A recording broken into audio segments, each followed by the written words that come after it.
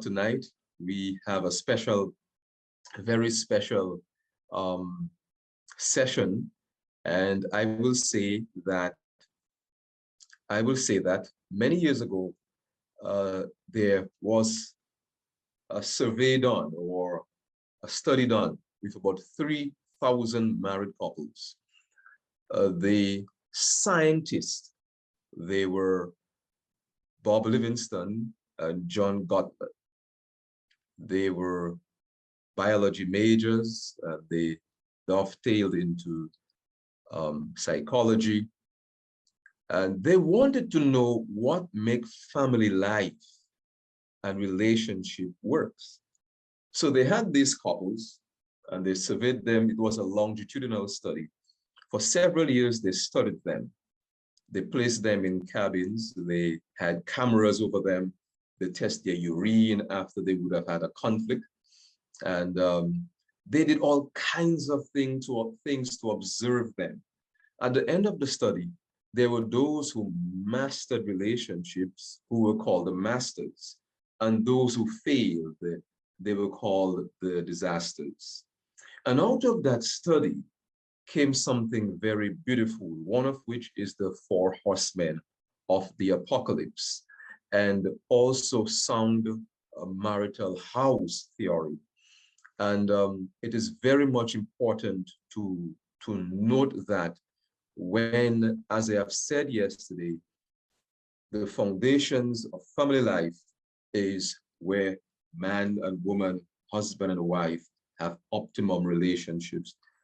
Tonight, if you are single, this is for you. If you are married for 20 or 30 years, this is for you. If you are newlyweds, this is for you also. If you don't have any intention in getting married and you just want to remain single, but you want to know something so you can help somebody else, this is also for you. It is for everybody. While these are destructive traits that predict a divorce, they are really traits that show or indicate strong family relations within the systems. Remember, we stated last night there are 2 systems within the family unit: the couple subsystem and the sibling subsystem. And these systems interact together according to Murray Bowen, the theorist behind family systems theory. So tonight is a very important presentation or seminar, and I hope you are blessed, and I hope to hear your questions afterwards. I'm really excited to hear the questions that you will ask. Permit me to share my screen.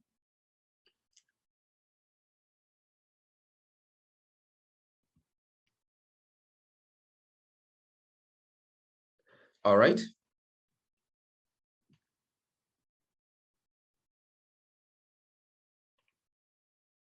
So the 4 horsemen of the apocalypse, 4 negative patterns that predict a divorce. We know in Revelation chapter 6, the Bible tells us about the 4 horsemen. We are prophetic students, and we would have gone through the great controversy. We would have gone through many quarterlies on this particular topic. If you're a prophetic student, you need to know what are the 4 horsemen of the apocalypse in scripture and how it ties in with the end of time. You need to know that. Well, there are 4 horsemen within the family setting, within relationships, within the prophetic setting. When the 4 horsemen step into scene, when they step into action, we know it's end of time for this world. And you know that there is a red horse, a black horse, a white horse, and a pale horse. And we know from the book of Revelation what these entail. If you do not know, I ask you to go back to read the 4 horsemen of the apocalypse. So the study that I showed you, I told you about with John Gottman and Bob Livingstone, they really came up with this theory that sound relationship house, where the both side of the house, the walls of the house, it's really commitment and trust. And then we can see in the roof, and then we have several layers here. Today, we are only dealing with one, which is the four horsemen of the apocalypse. On another occasion, we can deal with the rest. We don't have time this week to perhaps deal with the rest. But here are the four horsemen of the apocalypse. Now, there's a white horse, there's a red horse, and each of these horsemen, they have something in their hands. And it's a very, it looks like Ukraine now. You know how Ukraine looks very scary sometimes in the Donbass area and so on. But look at these are the four horsemen. And the white horse, he has a bow and arrow in his hand. And what does that mean? What is that horseman? How is that horseman impacting our family life? How is it impacting my relationship? And so we are going to continue. All right, chapter 6 of the book of Revelation informs us of the four seals opened by Jesus Christ. And John observes horses and their riders stepping into action. The first four seals are opened with the horsemen. This signals the end of time. Now, so the four horsemen in marriage and family, they are really negative patterns that therapists use to predict a divorce or family life in decline. It also can be used to determine relationship quality, parental satisfaction with children and so on. So when a family practices these things for a long time, over a period of time, it breaks down the fabric of love. And what happens is that it really pushes the family into being a toxic family. So we have established this. We want to begin right off the bat. Now, the first horseman, can somebody tell me, you may open your mic, can somebody tell me what is the first horseman? A destructive trait that we practice, but it has very severe consequences on family life, on relationships. Can somebody guess?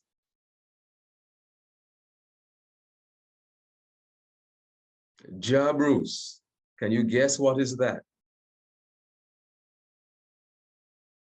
It begins with a C.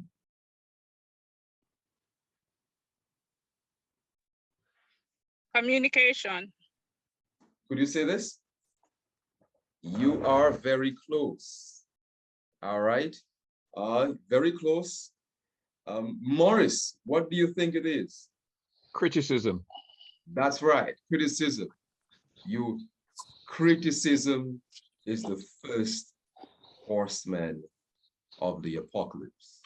Now, have you been in a relationship and it has been like that? You hear somebody bright door. So, hey. So, have you been in a relationship? Have you been like this, either with the children or with your spouse, where fingers are pointed to each other, and there is no relenting, there is no mediation, there is no comeback, there is no coming together to solve this problem? Criticism. That's it. Now, let us establish what is criticism. Criticism says, I am better than you. That's why we criticize people, because we think we are better than they are. We could have done that Sabbath school much better than they did it. We could have preached this sermon. I could have done this family life presentation better than Pastor Shillingford. And as a result, we criticize. So criticism says, I am better than you. And when you think that you are better than your spouse, it really gives you a false sense of existence in the relationship. Criticism says, only my spouse has faults. I am faultless. Criticism says, my faults are not so bad.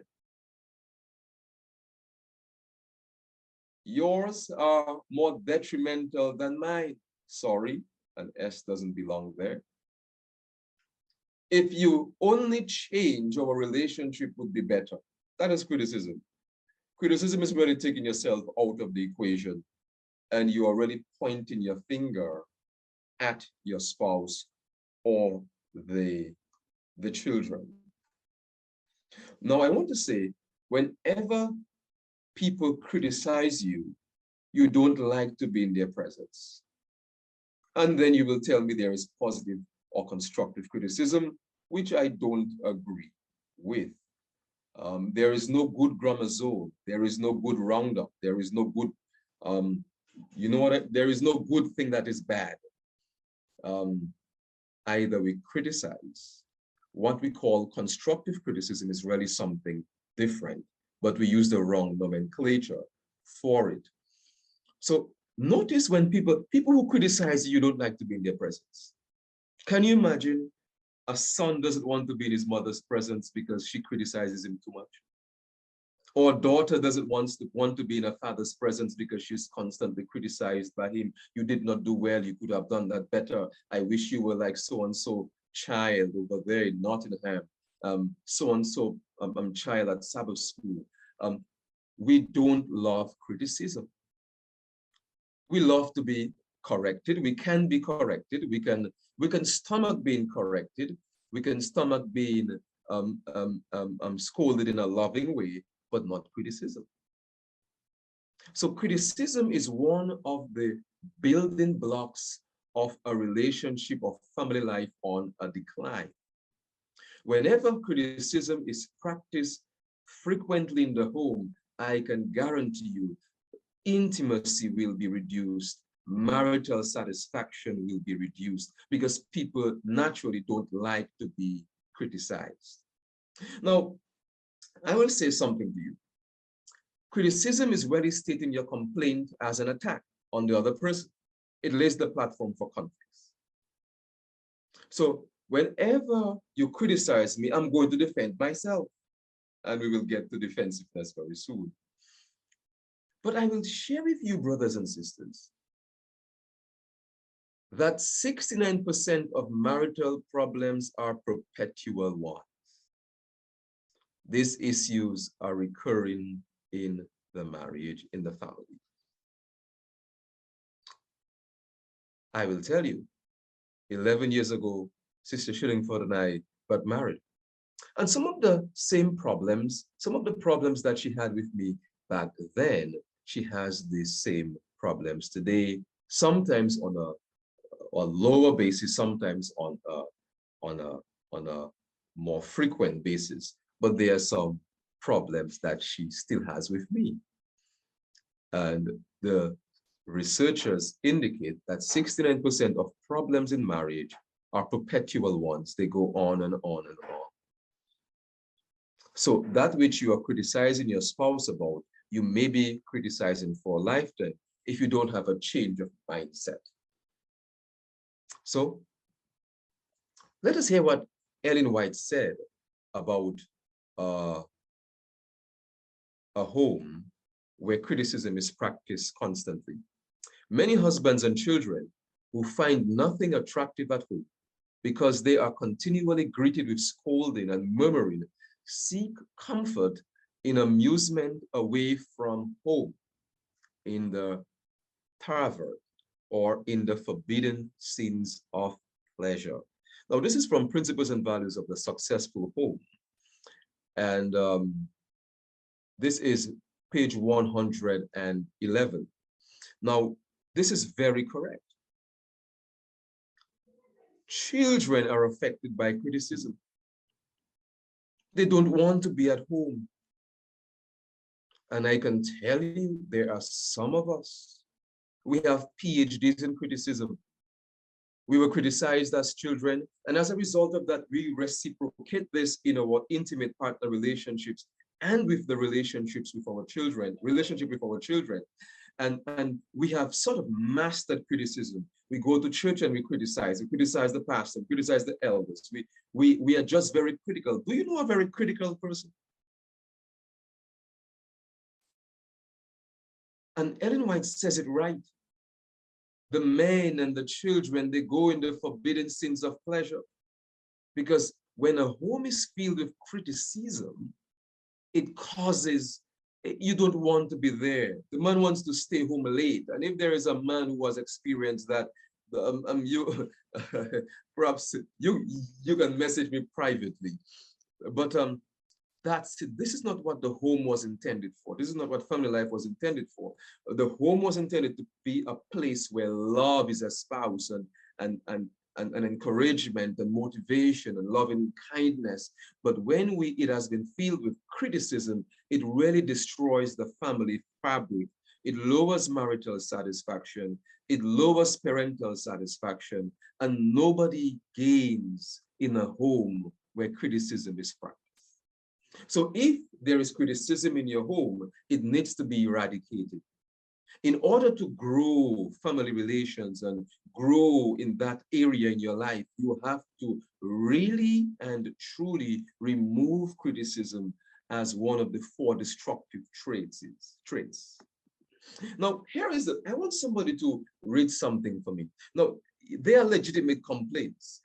If Sister Shillingford is dissatisfied with me, I expect her to speak up and speak out and share with me what concerns her, what bothers her. So there, she may have a complaint about me, but she dare not criticize me. She should not criticize me. She should not do that. And I should not do that to her. In spite of all her shortcomings and her weaknesses, I should not criticize her. And the children also, in spite of their shortcomings and their problems and their troubles, they are troublesome, they're energetic, and sometimes they run you up, they drive you up the wall. But we should not criticize them. And of course, as a parent, you have legitimate concerns with the children, and they get you irate, and you need to address a problem or a complaint. I want a man to read the complaint section for me and a woman to read the criticism section.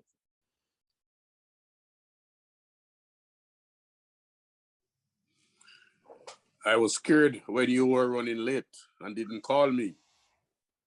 I thought we had agreed that we would do that for each other. Wow. Sir, who has spoken here? Who has spoken? Samuel Harvey. Harvey, Brother Harvey. Yes. How does that sound? Well, it's harsh because you didn't take time to find out why the person actually late. Okay. It could be an unavoidable lateness. And you are correct. Now, I would not say it is harsh. It is direct. It is rather direct. And it is okay to be direct. But I was scared when you were running late and did not call me. Now, notice what is happening here, Brother Harvey. I was scared. Notice I was scared. I was scared. I thought you were in an accident. I thought we had agreed that we would have done that to each other. Now, if my wife calls me and tells me that, then normally I would get on the back foot. Wow, I did not call. I should have called. I really should have called. I really should have informed her that I'm running late, that she doesn't worry about where I am and start to call neighbors and the church members and so on and so forth. So this is completely fine. It is direct. But that's correction. I read one complaint, the complaint. Yes. My mind was in a criticism. Sorry. Okay, not a problem. My mind was in a criticism. That's a mixed up, sorry. Not a problem. So I love this one. I was running late and you did not call me. I thought I had agreed, we agreed that we would have done that for each other. This is reminding you of an obligation. This is Yes. reminding you of a commitment, but it's also telling you that I am scared. I am worried about you. And Yes. when the woman comes across as I am scared, I'm concerned for you, for the man, I think that should do something better for him. Why she's calling him, you know what I mean? So a woman now, can you read criticism? Don't have a house. You never think about how your behavior is affecting other people. I do not believe you are forgetful. You're just selfish. You never think of others. You never think of me. Wow. Who just spoke? Who just spoke? Christine. Christine, tell me about that. This is, what do you think about that? Sounds like me. Mm. Can I interject a little? You want to say something, sir? Yeah, I do. I mean, I hear what you're saying, but again, Yes. maybe it's just the way my brain works. Maybe that's why I get in trouble. But I think for me, when I look at this, I see it as the whole thing being kind of blown out of proportion, because for me, one way I would have dealt with it would be, okay, so you haven't heard, and the person was running late, and for whatever reasons, there could be a number of reasons why it hadn't called. I understand that. But equally, you could have called him to find out what's happening. But that's what is happening. She called him. I was scared when you were running late. She's calling him to tell him that. Okay, I didn't realize she was actually calling him. So she's right now, she's really calling him. Where the complaint is, she has actually called the husband. Okay. Now, this is from a real life scenario. So she has called the husband. This, on the other hand, on the right side, is from a real life scenario also. So that woman, she called her husband. Now, this woman waited for the husband to come home, and that's what he was meted with. So let us break it down here. You never sorry about this. It should be think. You never think about how your behavior is affecting other people. Now, this is an attack. I don't believe you are forgetful. No, that is another attack. You are just selfish. That is another attack. You never think of others. This is another attack. You never think of me. There are 5 layers of attacks in one discourse, and all of which can be considered as criticism. Pastor. Yes. I'm from Birmingham. I'm not from London, but I was invited. Yes. And I'm just listening to you now, and I know that you're trying to teach in an idealistic situation, and all of the teachings that you're doing is an idealistic way of looking at some of the things that have would have gone wrong within a marriage. You know, I've been married for 37 years, and congratulations.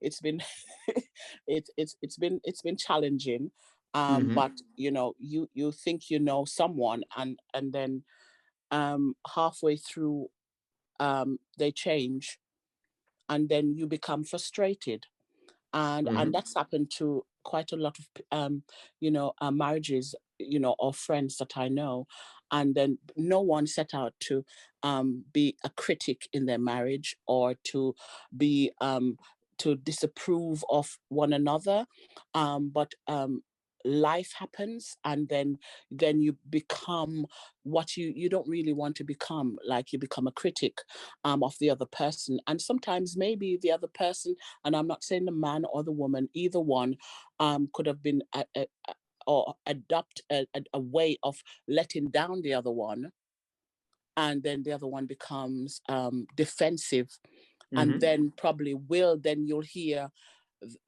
you know, the attack coming out. I don't think it's just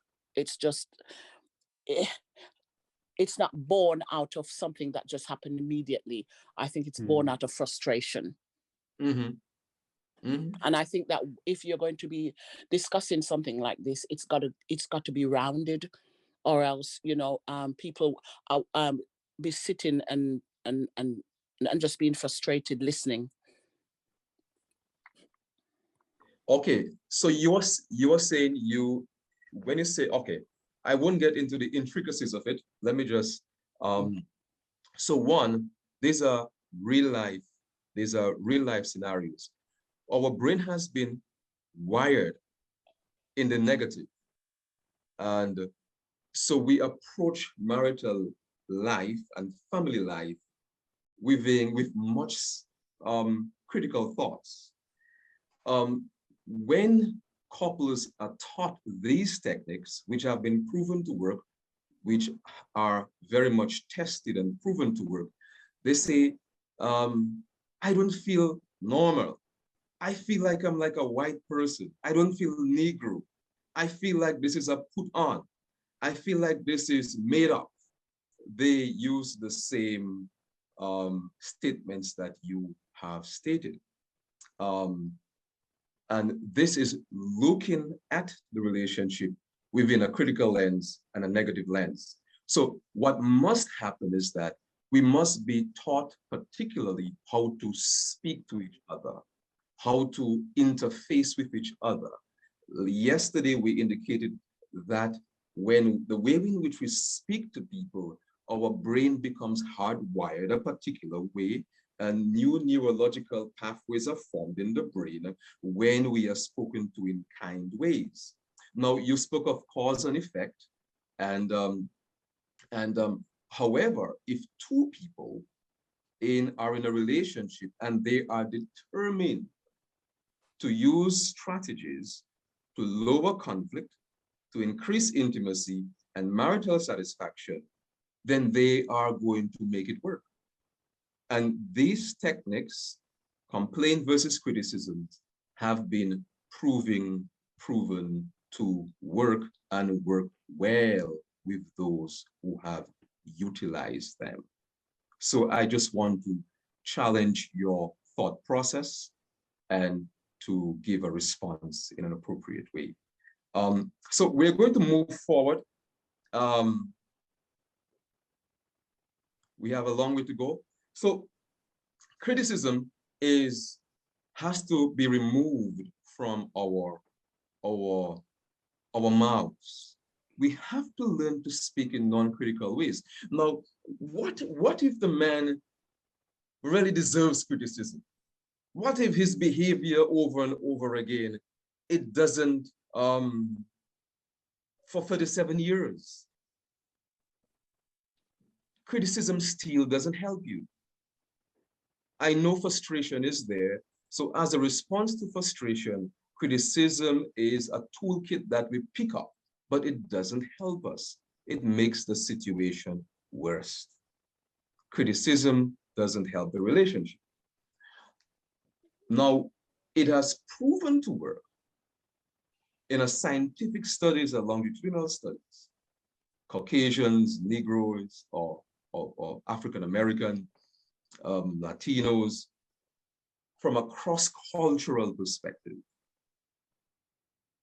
that when criticism existed within the relationship, it really was an indicator for divorce. One of the variables that indicated a divorce. So we move on to contempt. Contempt, the second horseman, the fiery red horse, contempt, oppression. Now, why is this an indicator for a relationship or family life on a decline? Let us move forward. Notice this woman. Can somebody read what is on the screen?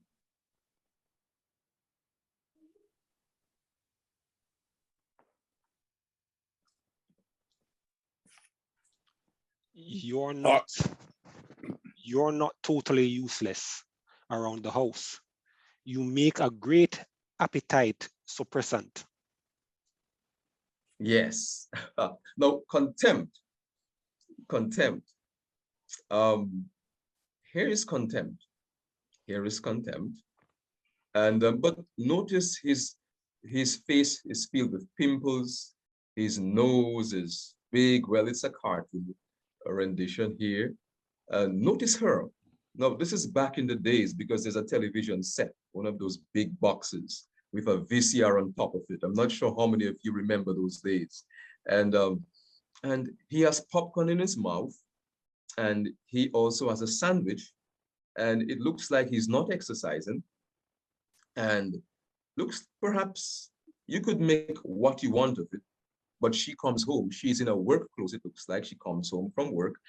There is no dinner on the table for her. She's greeted with this. And notice what she says to him. In other words, when I see you, I am upset. You are not even wholesome to look on. You are not, I am upset by seeing you. And just even interfacing with you. This is contempt here. And there are many of us, not only who we treat our spouses with contempt, but we treat our children with contempt.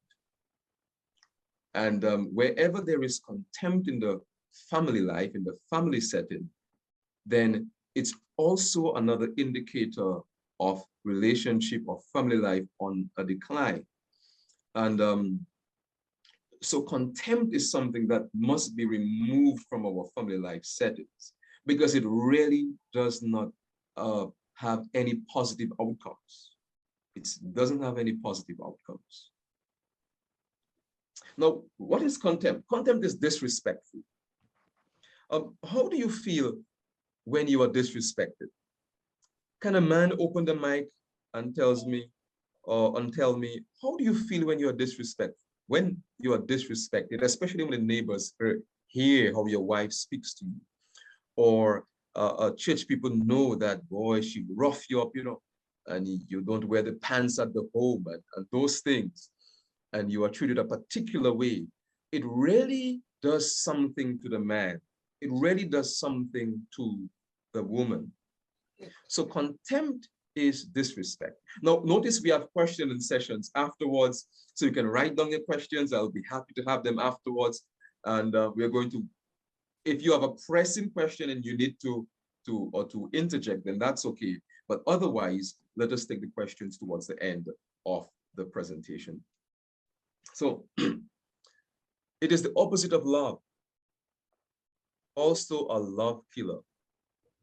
The feeling that a person or a thing is worthless or beneath consideration.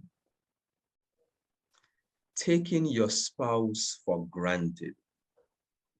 Your wife, she goes to work, she comes home, she does the laundry, she ensures that things are in place, but she's taken for granted. You don't appreciate the effort she puts in. She has a nice flower garden, but you use your truck and you drive over it, and you're not bothered, you're not concerned. Taking your wife for granted is really contempt, or your husband for granted. It is really contempt. It really registers in a negative way. Beneath the feeling that a person or thing is worthless or beneath consideration. Now, when we treat children like that, it really has an effect on them permanently. When we treat children with contempt, it lowers their sense of self, their sense of esteem, and also it really gives them a view of themselves that is counterproductive to wholesome development. And that is why in our interfacing with children, yes, it has to be firm, but it has to be affirmative. It has to be loving. It has to be encouraging. It has to be firm.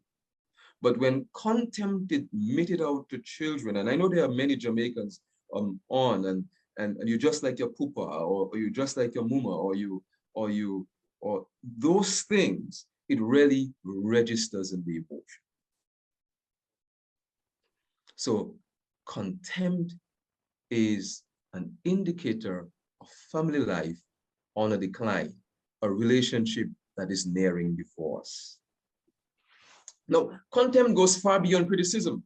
While criticism attacks a person's character, contempt assumes a position of moral superiority over them. I am better than you are. So contempt goes far beyond criticism. It is attacking a person's character.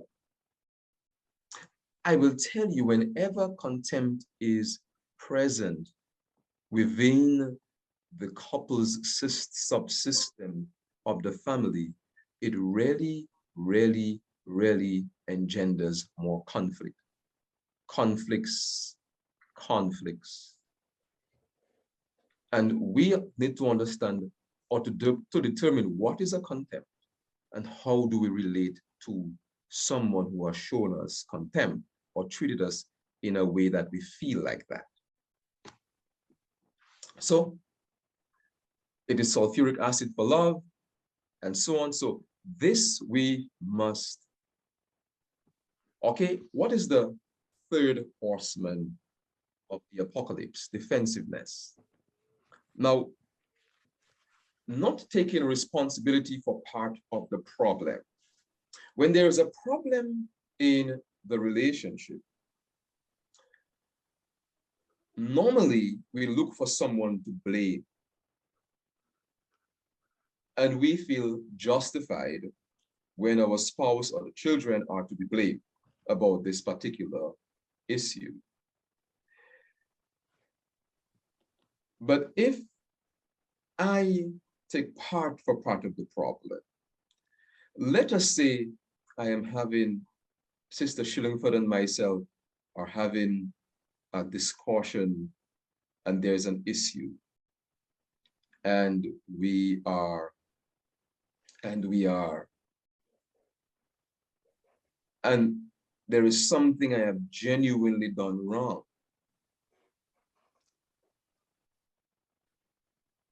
And I said, you know what? I'm sorry. I should not have said it like that. I shouldn't have done it like that. I'm really taking responsibility for part of the problem. But when we go on, quarreling and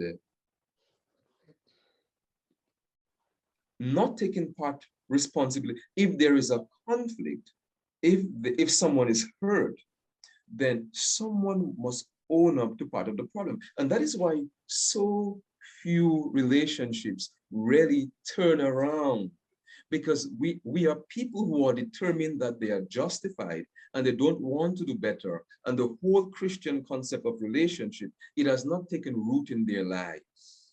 Be careful who you get married to. So defensiveness is an automatic emotional reaction to criticism, which is hard to resist and engage in. Being defensive is a defense mechanism. Gottman argues that defensiveness is fundamentally an attempt to protect oneself and ward off a perceived attack. So when we are criticized, we respond with defensiveness. We defend ourselves.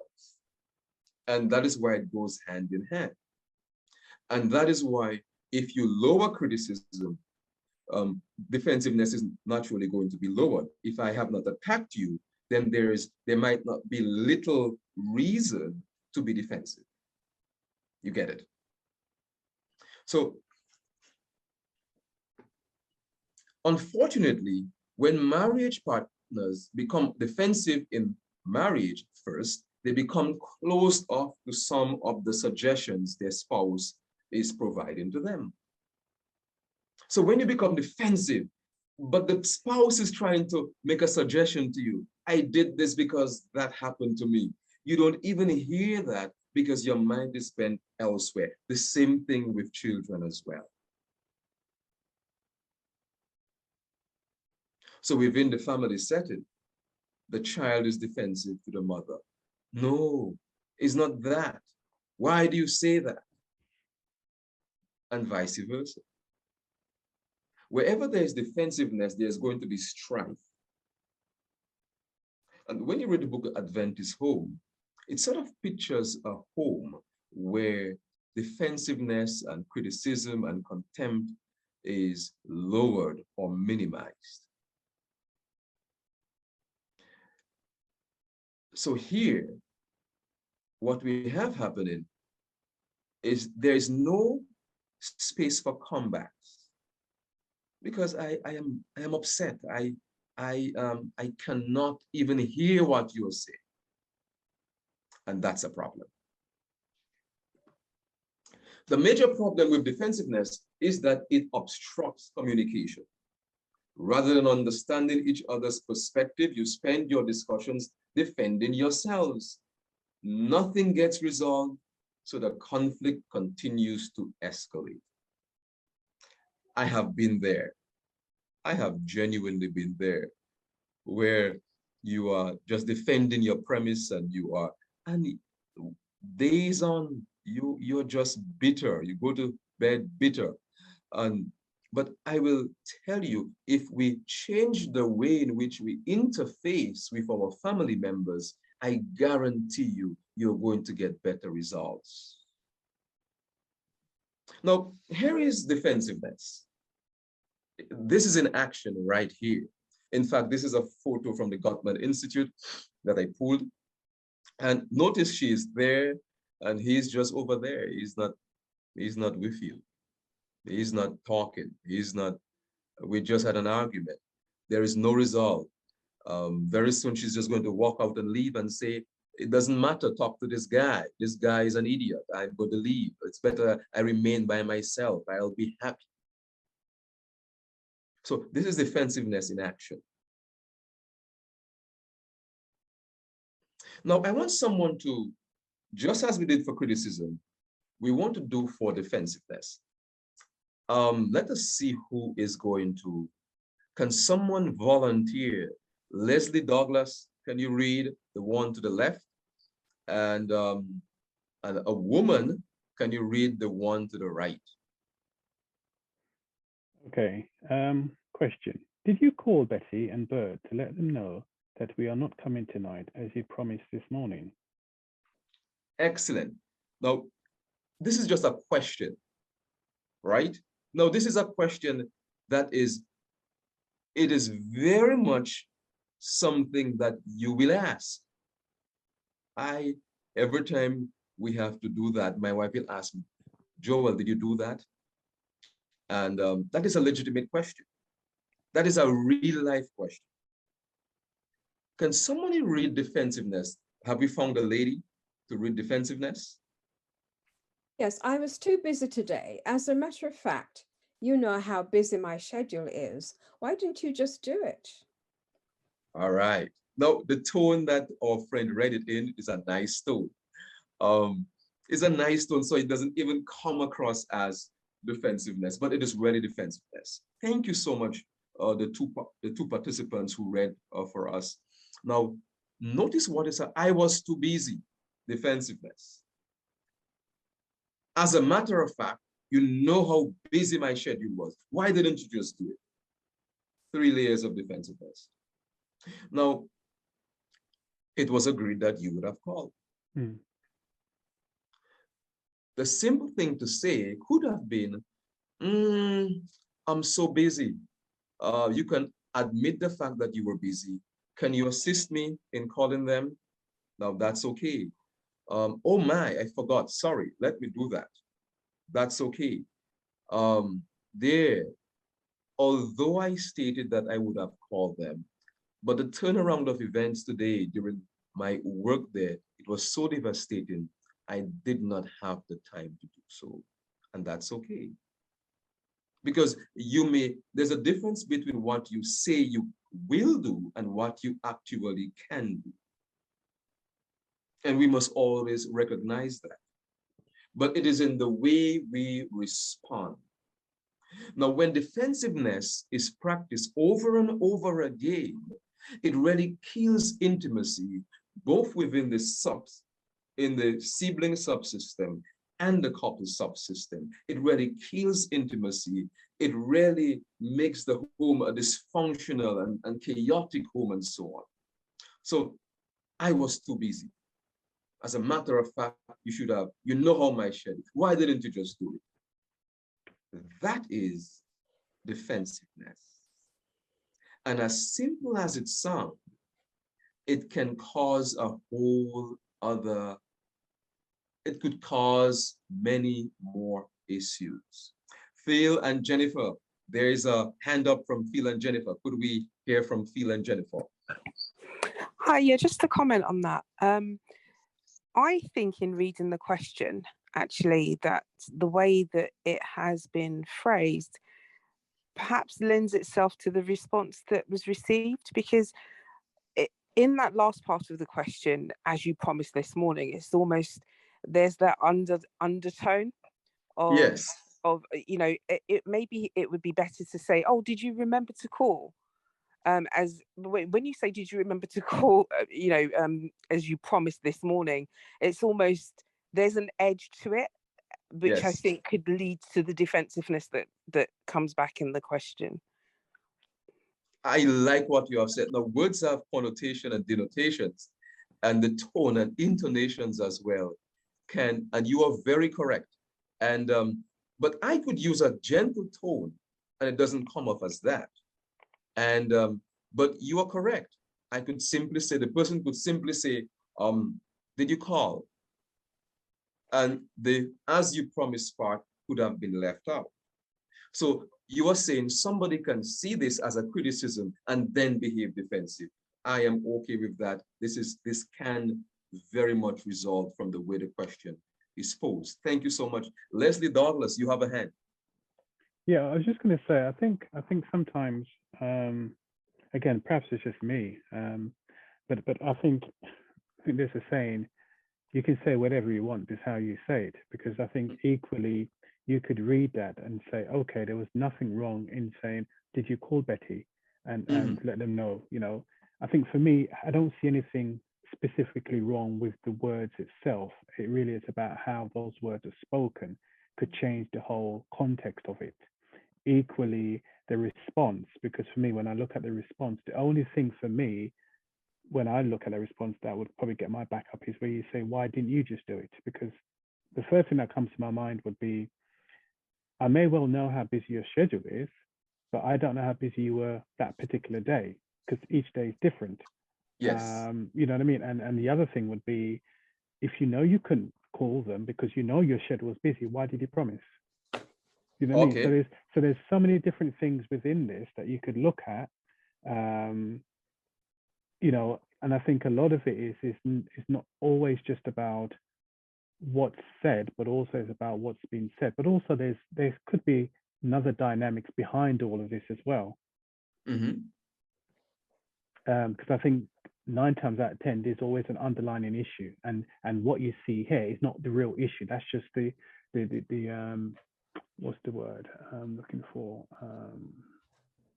There is a context to what is going on. That's just the end product of what you see. It's like, for example, what you see is not necessarily what it's about. There's something else, and you're just seeing the impact or the effects of whatever that is. Excellent, excellent. So there is a context to what is going on here. There may have been he may have been a repeated offender. She may have been a repeated offender, and so there is a context. However, we have not been given the context here. We are just given examples. It is left to us to dissect. It is left to us to really come together, if we had more time, to evaluate in a more precise way, in a more in-depth way, how this situation may have resulted, how it may have resulted, and how we can better approach the situation. Now, Brother Leslie, how would you respond to such a question? Could you verbalize how you would respond to such a question? I think for me, I just said, for me, I would respond the same way I said, would be, you know, I would say, well, I would like to know you're going to be busy today. You know, why did you say you were going to call? If you know your schedule is that busy, then don't make that kind of a promise. You know, I think for me, it's about not feeling that you have to do everything. Because I think sometimes what happens is, you know, we feel that, okay, I have to do it if I don't do it. And it's like, well, do you give the other person an opportunity to, or do you just automatically take it on yourself and then say, oh, you have to do it all yourself? Because when I look at that, read it between the lines, it's like, well, at the end of the day, if your schedule's that busy, why are you promising to call? Why do you just ask me to do it in the first place? That's how I see all of this. Okay, but so what I'm getting, the feedback I'm getting here from you, yes, it's direct. It's direct. Yes, it's direct, but we can improve it. And we can improve it. Now, we want to make our discourses and our speech, our interaction with our spouses as effective, as clear, and as loving as we can make it. So why don't you, or didn't you know, or what have I told you before? These may come across. Now, if somebody talk about the real life setting, now if you interface with me as a spouse in this way, all I'm hearing is negative. And naturally I'm going to go on the defensive. But if I hear something that is effective, positive, loving, and comes across as direct, yet it is respectful and there is no criticism, then I am better able to stomach it. I'm better able to respond in an appropriate way. And I will tell you, words impact us. The way people interface to us impact us. And that is why there are several men who do not like how their wives interface with them or speak to them. And as a result of that, it causes endless troubles. And that is where relationship coaching comes into play, where we can coach a spouse or coach the husband or the wife or both of them how to interface with each other to arrive at better negotiated outcomes. Brother Carlton Richards, and we move into the last horseman of the apocalypse. Brother Carlton Francis, sorry. Elder Francis. Hi, I'm good. It's me. My question is this. Would it be better if you two as a spouse really love each other and a question is asked, why don't we take it from the positive light to see that your spouse is not trying to call you out on anything, but just trying to get some information? Instead of going on the defensive at the first. Exactly. So I'm thinking that in with some quarrels, it's because the question that is asked, the other person feels that the spouse is trying to get at them and not just genuinely asking a question. So that could be also why they get on the defensive instead of thinking good of their spouse. Okay. Thank you for this. Now, these are just examples. There's a context behind it, and we can give it our context like we have done here or this evening. But very, very good points I'm hearing here. And but Sister Francis, normally our brains are wired in the negative. There is a new brand of psychology out there called positive psychology, and it indicates that we are more wired in the negative. We are more wired to see negatives in things than positive in things or people. And as a result of that, we will normally approach situations perhaps within a negative as opposed to a positive. And that is why we need to be retaught in our communication, in our conflicts, how to respond and how to interface with each other in an effective way and in a way that promotes positive negotiated outcomes. Sister Christine, and then we move on quickly. Sister Christine? Yes. Yes. I asked the question already. Okay, not a problem. Can you lower your hand, please? Sure. All right. So here's another example. Honey, have you said you would be home at 6 p.m. and came home at 9 again. Now, that may be a little too much for John. John may be thinking that this woman is just driving him up the wall. John, here is John. What? I didn't say that. And even if I did, what is it to you if I am a few minutes late? You are not my boss. This is very common. This is very, very common. Now, this is a defensive statement. And Jane may have posed the question in agitation or frustration, but that response is going to cause Jane to become even more irate, even more frustrated, and so on. And that is why, in yesterday's broadcast or yesterday's presentation, we stated that one of the man's fundamental role is to love his wife and to come across in a loving way to his wife. And I guarantee you, whenever that is our goal and our mantra, it really reduces some of the levels of defensiveness that is practiced in the relationship. So these we want to avoid. Defensiveness. Now, this is the outcome of defensiveness. Nobody takes, nobody admits, and we just go on. The problem is not resolved tonight. It is not resolved tomorrow. We pile on problems on top of each other. And then after 10 years, we really have nothing to show for where we are. All right, so there are some things very quickly. We're going to run through these. Now, defensiveness. Do not say, now, yes, but. Say, in other words, yes, and. Now, in the Bible, but is a strong conjunction. And in the Greek, when anything that comes after the but, especially in the book of Romans, what comes, you were in sin, but now. What comes after is more potent. Yes, but. Have you spoken to somebody and say, yes, but, and then there is a statement of argue, or there's a statement of defense. Yes, but.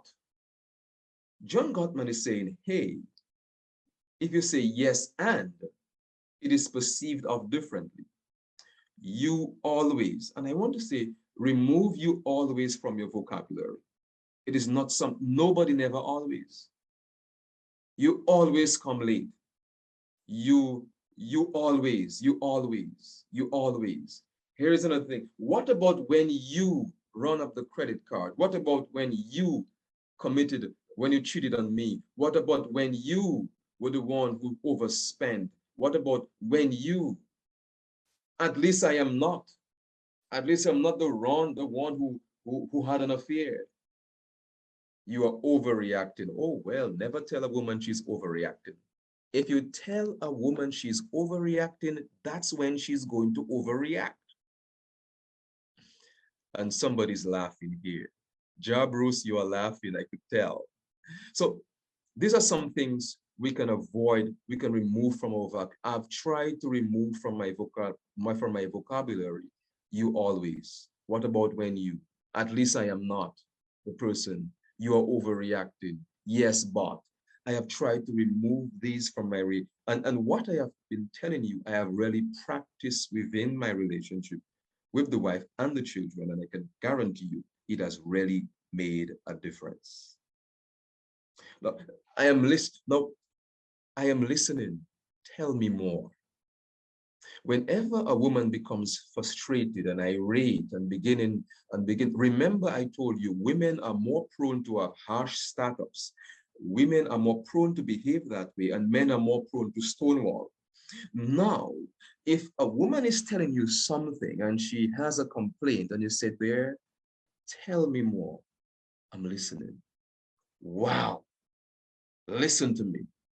What woman doesn't want to be listened to? She puts a smile on her face. Perhaps she will tell you you're being comical or you're being sarcastic, but just say it. I am listening.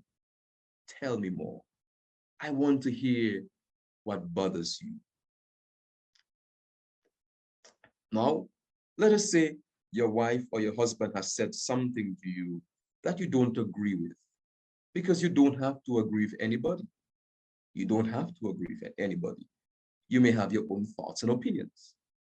You can say the part I agree with is. The part I agree with is. Notice it is different from saying, no, sir, I not agree with that, man. Whereas you say the part I agree with is. So there are some things that you have said that I am in agreement with, but there are others that I am not in agreement with. The part I agree with is. Now, these phrases have been proven to work. I never thought of it that way. I never thought of that my lateness is causing you such pain. I never thought that whenever I tell you that I'm coming at 6 o'clock and I come at 8 o'clock, it's really causing you to have anxiety and depression. I never thought of it that way.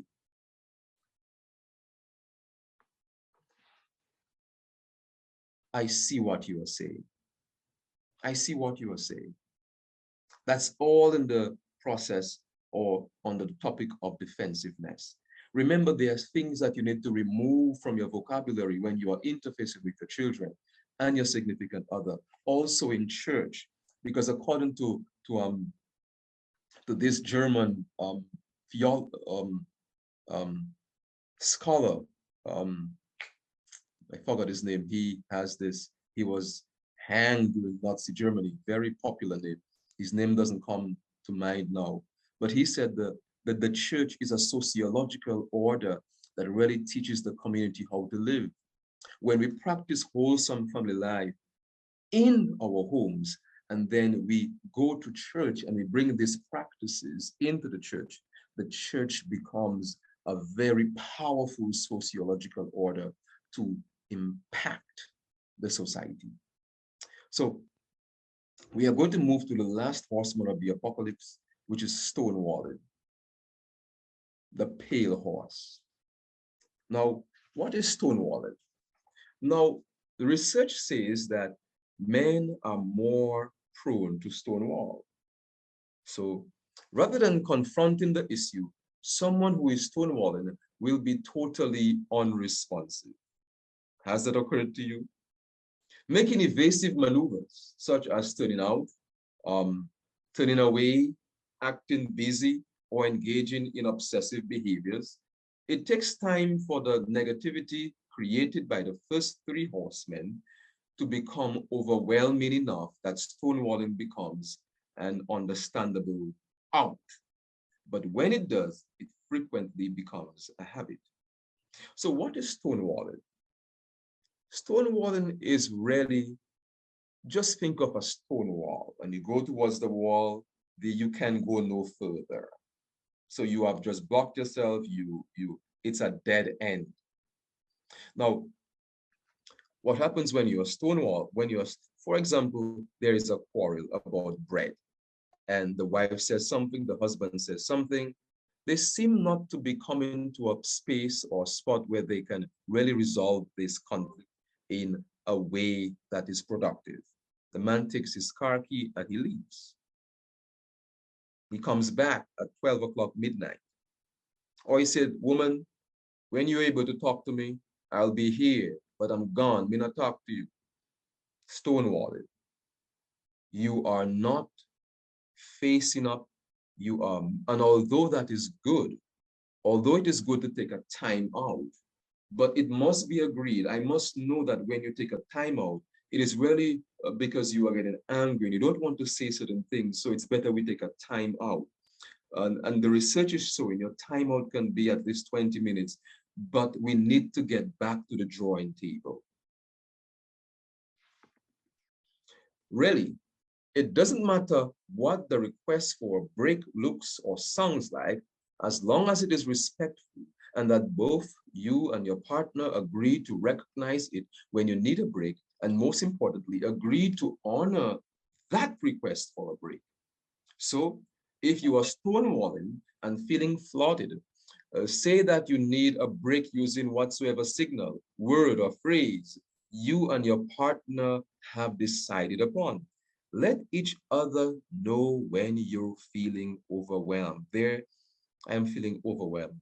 I think we need to take a break. Let us discuss this tomorrow. I think I'm better able to, I'll be more energetic to discuss this tomorrow. Please, let's take a break. And that's okay. But when a break is taken violently or aggressively, it really adds insult to injury. And the more you stonewall, especially for a man, is the more the woman feels unloved and neglected. And I will say to you, when you turn towards your spouse or your children, intimacy grows. When you turn away from them, intimacy decreases. And stonewalling, what it really does, it is to turn away from your spouse. Whenever you turn away, it is registered in the mind as you are neglected. And the more you practice stonewalling, is the more the wife grows emotionally away from you, is the more the children grow emotionally away from you. And as a result of that, it really adds for or impacts or really contributes to a dysfunctional home. Then when you need to talk or walk away and do something or soothing on your own, this break should last at least 20 minutes, since it will take that much time for your bodies to physiologically calm down. But I believe you can decide, talk about the matter tomorrow, or it doesn't have to be 20 minutes. But just separating from your spouse or your children without an agreement, without, it really registers as neglect. It registers as disrespect. And that is why when your children, there's a heated conflict and the children just run to their room and say, I don't want to sleep. Notice how you feel about the matter. And the more that is practiced, is the more that there's a separation between the child and the parent. Because stonewalling is really disrespectful. And we have to get away where we are trained and coached enough, where we can interface and go through conflicts and work them out within the rules of working out conflicts. This is stonewalling. She's talking, he just isolates himself. Now, stonewalling, and this is our last slide, refusal to negotiate conflict in good faith. Stonewalling, refusal to discuss honestly one's motivation. Now, there's a research done, and it says men who listen to their wives have better relationships. And I am not saying that the woman is in the place where God intends for the man to be.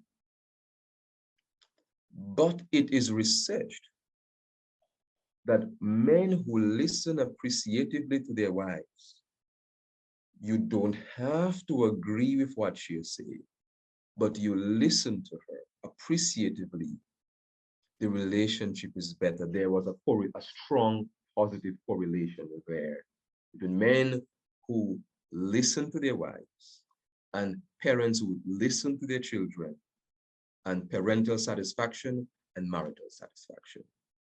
Now, let us say your wife has a competence. She is better coordinated than you are. To tell you, you know what? I think you should put the blue with the yellow. That would fit you well. And you listen to her and you put the blue with the yellow. It does something to her because your wife needs to influence you and your husband needs to influence you. If elder so-and-so is influencing me and sister so-and-so, but my wife is not influencing me, she cannot say when I stand in the pulpit that this is me.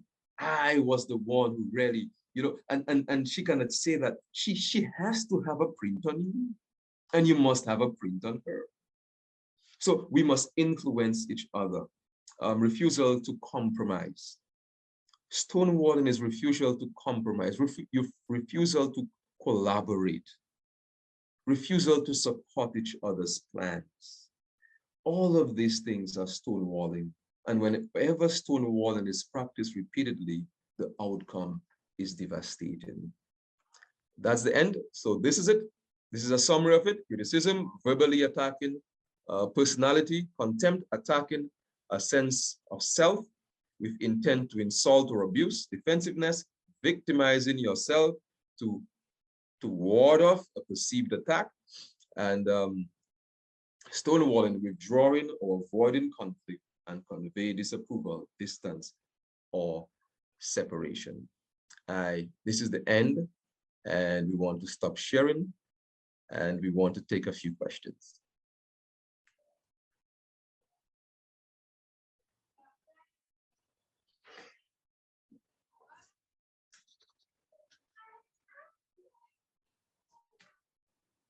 Brother Kudam. Oh, Sister Kudam, sorry. No Tell problem. me, are you African?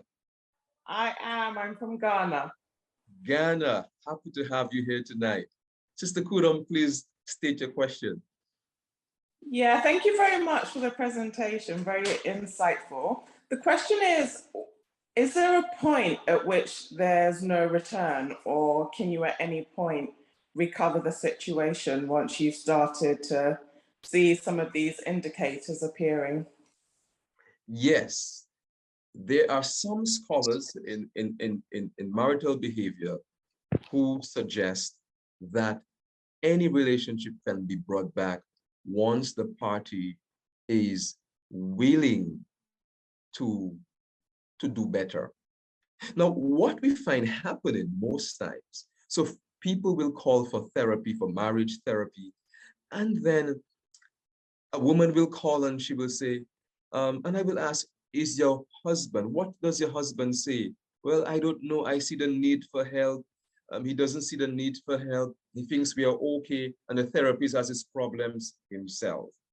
And when the couple's system, when husband and wife or the partners, they wanted to work and do better, even if they have all of these 4 horsemen of the apocalypse being practiced in the relationship, but there is a sense that we want better, that is a good sign.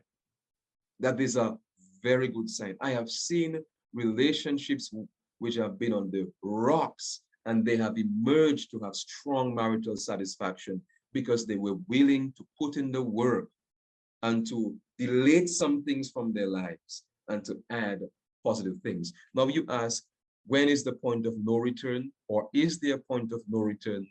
There's a point of no return when either of you don't want to do or don't want to make a comeback or do better.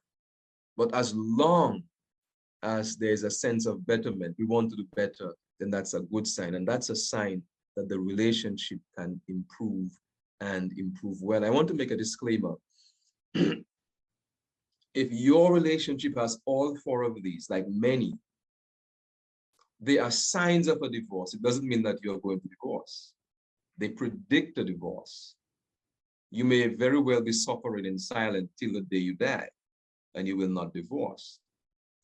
But it is good for us to recognize these traits in a relationship and work on them.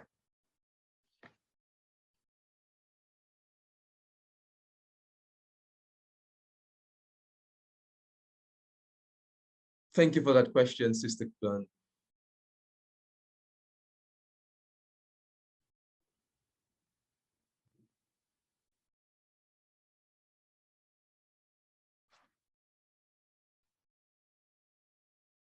Anybody else? Yeah. Okay. Hello. Hello, Pastor. I'm listening. Yeah, Brother Edwards here again. Brother Edwards, yes. Yeah. Concerning the phone call to the people, the friends that they were supposed to see, if the wife was so busy, did she have a minute to call and say, well, look, I'm unable to call, can you call? So yeah, go ahead. so this was just an example that we gave. Yeah. There is the context we did not give. We were just giving some examples. So All you right. are left, what you're doing here is commentary, and that's okay. It is okay to give commentary to the issue. And you may say this should have been done or that should have been done and so on. And we are all free or to do that. But what should have happened is that we should have really owned up to our responsibility. All right. If I decided to have called, whether I was going to be busy, whether my wife was doing nothing, but the fact is I decided to do it. So she left it for me to do. So Okay. I must own up to to part of the problem. It doesn't matter if my wife ends up doing it. It doesn't matter if I end up doing it. But the thing is, the defensive response, that's what causes the problem. Okay. That's what causes the problem. Thank you for this question. Ellen, right? I And then have one more question. not a problem, not a problem. Is I cannot understand Yes. why men could stonewall the children. Because the thing is that if you and the wife have some misunderstanding, the children is not involved. They are innocent observers. Brownies and all those. Apparently they're growing. So I can't, do you have an answer for that problem? Because it is a problem to me to see men do this thing. Yes. What happens, remember, we quoted Murray Bowen, family system theory, and the family has two systems, and I've been saying it from yesterday, today, the couple subsystem, the sibling subsystem. What goes on in either of the system affects, it impacts. So there, especially for adolescent children, a man may say, you took up for your mother. And I must say, children can be the greatest boundary violators within the couple system.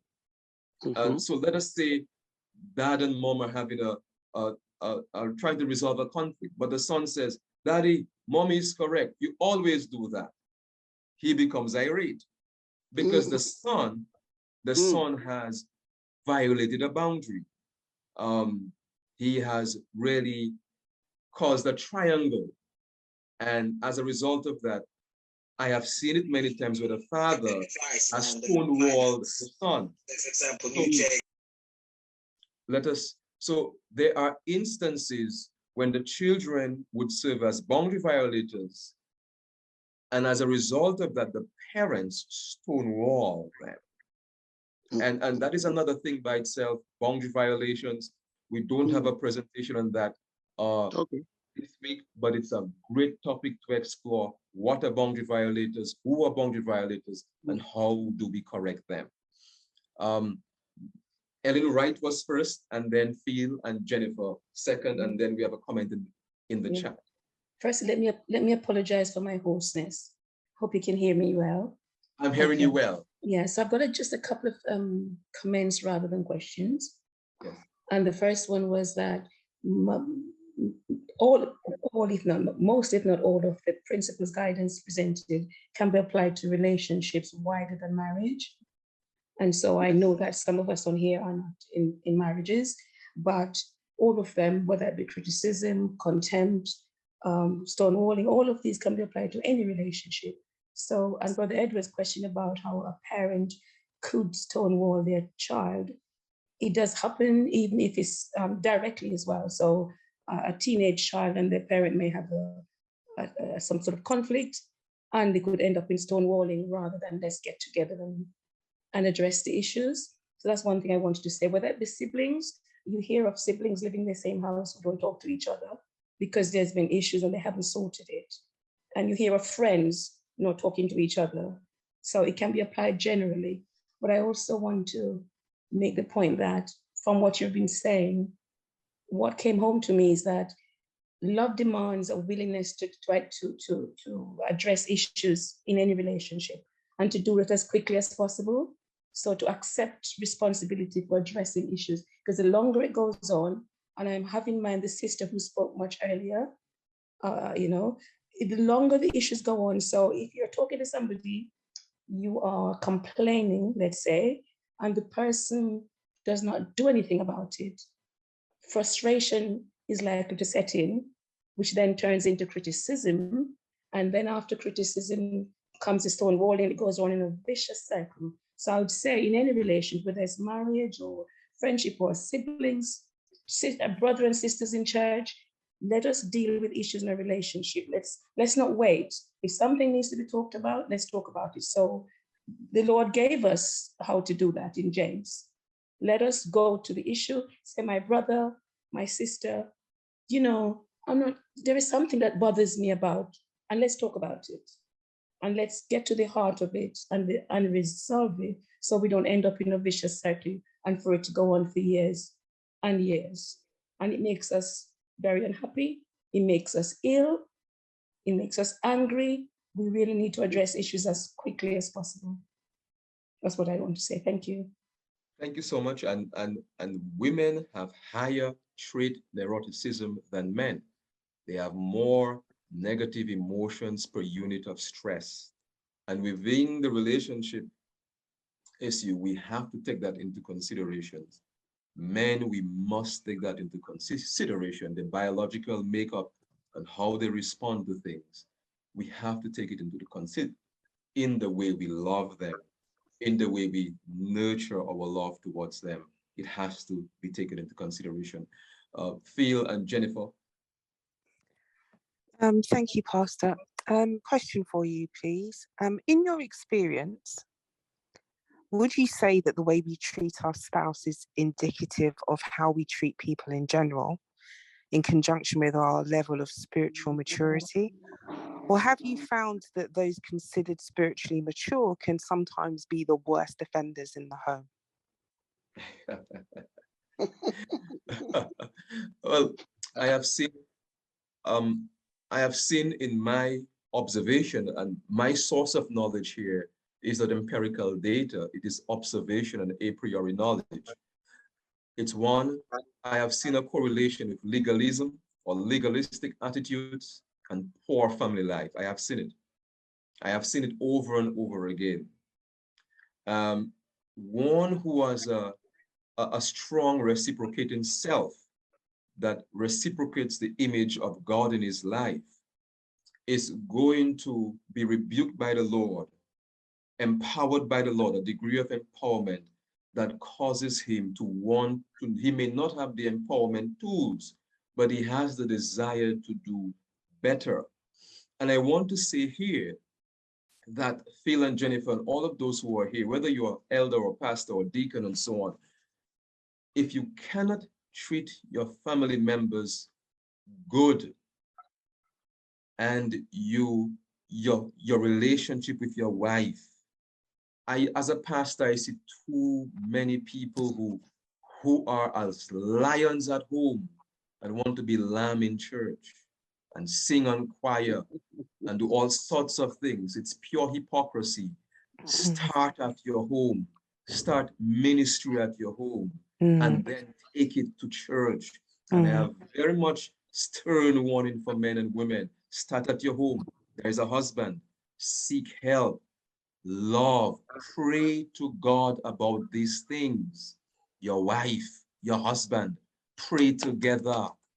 And I guarantee you, if this is your noble aspiration as a man, as a woman, I can tell you, progress will be made.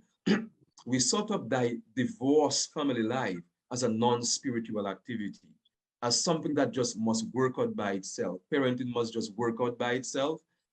It doesn't work out by itself. We must be intentional with family life. It is our first ministry.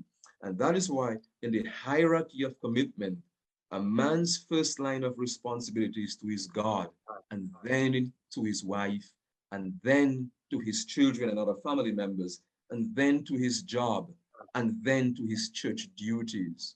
And I don't want to get into trouble here. Pastor Smith is here. But we must ensure that optimal ministry is taking place at the home. I must have family worship with Jai and Joshua and the wife. This is a priority to ensure that this family unit works well. It is one of my #1 priority to love my, and wives don't always behave in lovable ways, but it is my duty. I have a God to say, Thank God, you. teach me how to love her. And folks, I cannot overemphasize that, but we have to see family relations as a spiritual thing. We must be serious, just as you are serious about preaching your sermon, elder, and you go tonight and you fight with God to give it a good sermon. Let us put it within parenting our children. Let us put it within the love relationship with our spouses. Thank you, Pastor. I'm just passionate about this part. Thank you. That's a really good response. And I asked the question deliberately. You know, in reading Ellen G. White, she talks about the exact same thing, that there is no way that, you know, we can think about our home is our first mission field, and we can't think about going out to say we're leaving the home to go on witness when we haven't mastered that within our own homes. So that's why I asked the question. Thank you very much. Thank you so much. Very, very, very profound question. There are 2 questions in the chat. Elder Francis, I'm not sure if you are having the time here, but there are 2 questions in the chat. I glimpsed them, or comments, whatever they are. Yes, I can read that for you. And one of the questions that was asked, if you could permit me to respond to that as well. So it says here,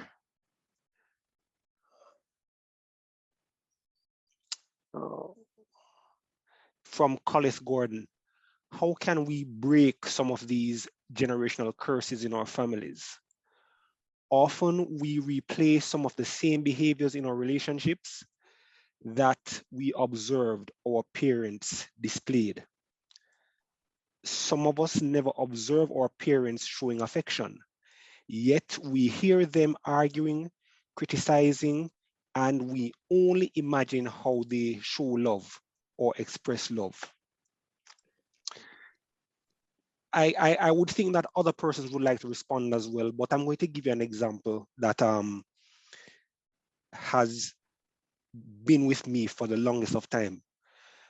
Now, growing up, I had my father within my household with my mother and my other siblings up until the age of about 7, 8. And he left to go overseas to make a better life for us. And he promised this and he promised that to take us with him at a later date. That didn't work out. And so I grew up having a mother also as a father. So she played both roles. And there are things during that period I didn't question. But when I started having children, and I have 2 daughters, and when I observe them and I look at how they respond to me and the things that I do for them, I started to begin to feel this feeling of, when I was growing up, what I provide and give to my children, I wasn't given that by my father. And it made me so angry. It made me so upset. And each time I look at them, I say to myself, there's no way I can reach that point in my life whereby I leave them or I neglect them or I'm not there for them, as my father wasn't there for me physically to offer me any form of advice or what have you. And I said to myself, I made this decision that they talk about breaking the cycle, and I saw where I needed to break that cycle. I didn't want for my daughters to experience what I experienced growing up, not having a father physically to nurture me and to do stuff with me and what have you.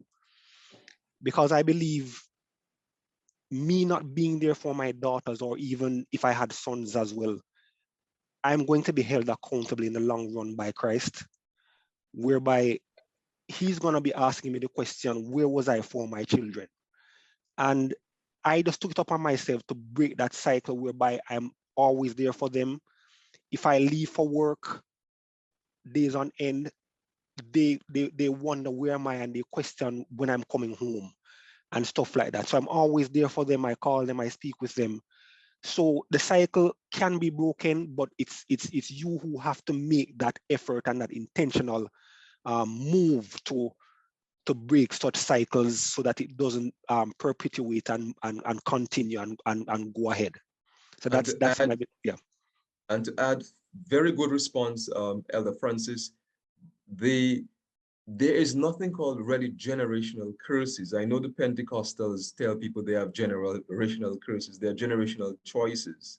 We have exegeted that passage very wrongly, very badly, and but it becomes generational because children will adopt the practices of the family of origin. And Brother Francis, you are present. But if you're a passive father, then that's also a problem.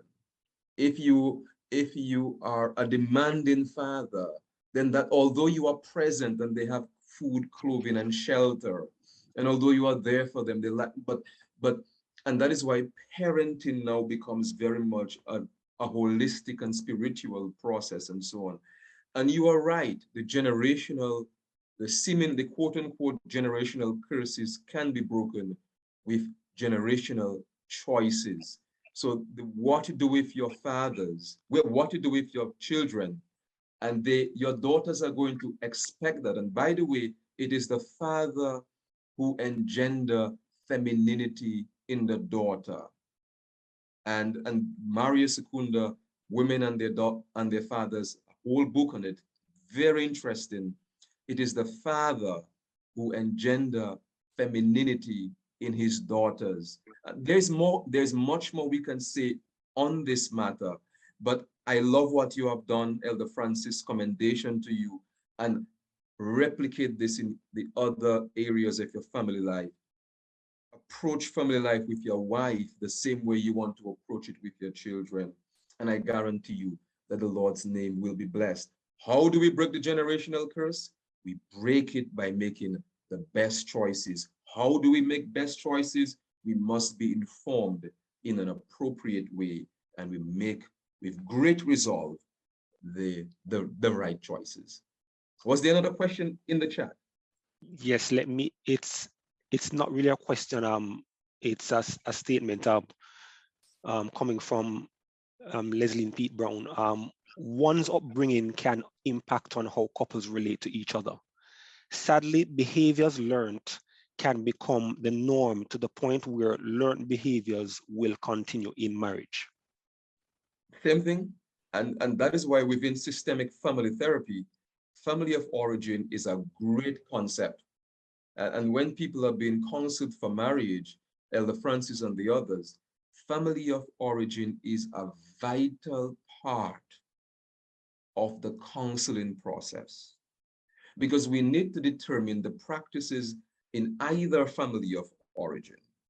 And then we need to bring them together, because we are going to have one, and see what needs to be deleted, see what needs to be taken, and so on. But family of origin within systemic therapy is of great, great concern. And if you are getting married as a single person, the family of origin is something that must be checked, because she's going to boil the rice just as they boil the rice in Jamaica, with ginger in it and sugar in it and butter in it and pimento seeds in it. And can you imagine, she married to an African, and that's not how they do rice. And he wants it a particular way, but she can only do rice how she has been taught within the family of origin. Very important concept that we must pay close attention to. Yes. Now, we are going to close in a short while. I'll allow Pastor Shillingford to give us some give us a brief outline as to what tomorrow's presentation will be all about, and then we'll close in prayer after. Excellent. Thank you so much, Elder Francis, for being such a competent host. Tomorrow, we are going to change things a little bit. Pastor indicated that there are a lot of singles in his church, and we want to cater to them in a very intentional way. But as opposed to me presenting on mate selection practices, for instance, or masturbation or sexual purity within the singles life, what we are anticipating is that we get the questions, the singles ask or pose the question. You may want, open your mics and ask the question, or two, you can write the question and send them to your family life director, Elder Francis, and then that question is read out to me, and then it is answered. So this is for the singles, getting into relationship. You have a question, there is something that you don't understand. Write it down. You may be shy to really give, to open the mics and speak. Let us say it's a sexual topic, or you don't want to know, people know that you have asked this question.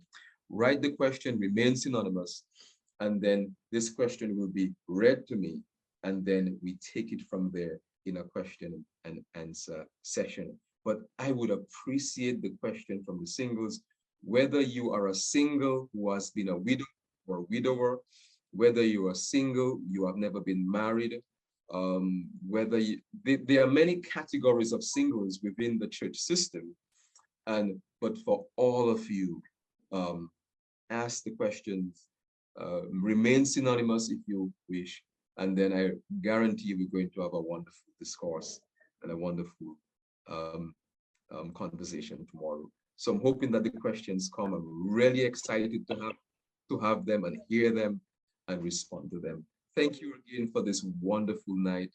Elder Francis, thank you so much for your hospitality. Appreciate it.